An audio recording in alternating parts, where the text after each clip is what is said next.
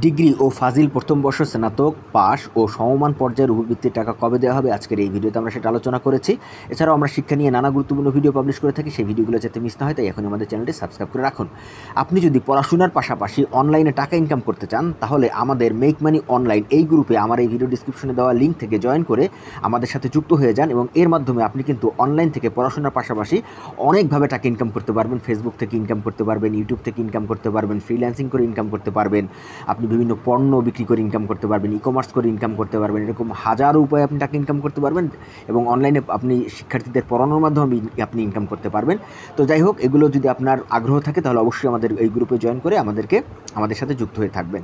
এবং আপনার যদি শুধুমাত্র ভিডিও তৈরির মাধ্যমে ইনকাম করার ইচ্ছে থাকে, যেভাবে আমি করছি, তাহলে আপনি কন্টেন্ট ক্রিয়েটর হাব এই যে গ্রুপটা আছে সেখানে আপনি যুক্ত হতে পারেন এবং এখানে যুক্ত হয়ে আপনি খুব সহজেই আমাদের সাথে যুক্ত থেকে আপনি ইউটিউব এবং ফেসবুক থেকে কন্টেন্ট ক্রিয়েটর বা ভিডিও বানানোর মাধ্যমে আপনি টাকা ইনকাম করতে পারবেন।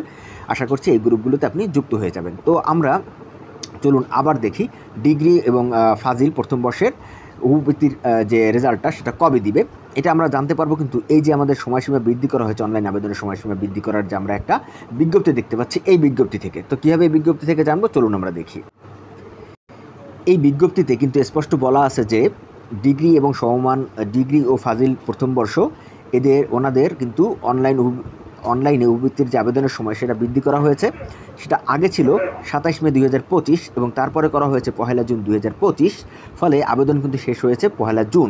এবং আমরা জানি এই আবেদন শেষ হওয়ার 2 মাস পরে কিন্তু টাকা পাওয়া যায়। তার মানে যেহেতু জুন মাসের 1 তারিখে আবেদন শেষ হয়েছে, তাহলে জুলাই মাসের 1 তারিখ এবং আগস্ট মাসের 1 তারিখ, তার মানে জুলাইয়ের শেষের দিকে অথবা আগস্টের প্রথম দিকে পাওয়ার সম্ভাবনা সব থেকে বেশি। অর্থাৎ এ মাসে আপনি টাকা, জুন মাসে তো আপনি টাকা পাবেনই না, জুলাই মাসের মাঝামাঝিও পাবেন না, জুলাই মাসের শেষের দিকে পাবেন এবং আগস্ট মাসে পাবেন। আশা করছি বুঝতে পেরেছেন। আর আগস্ট মাসে প্রথমে পাওয়ার সম্ভাবনা সব থেকে বেশি। আশা করছি বুঝতে পেরেছেন এবং ভিডিওটি ভালো লেগেছে। ভিডিওটি যদি ভালো লাগে তাহলে অবশ্যই আমাদের ভিডিওটি লাইক করবেন, আমাদের চ্যানেলটি সাবস্ক্রাইব করা না থাকলে সাবস্ক্রাইব করে রাখবেন। তো আজকে ভিডিও পর্যন্তই। আগামী ভিডিও দেখার আমন্ত্রণ জানিয়ে আল্লাহ হাফেজ।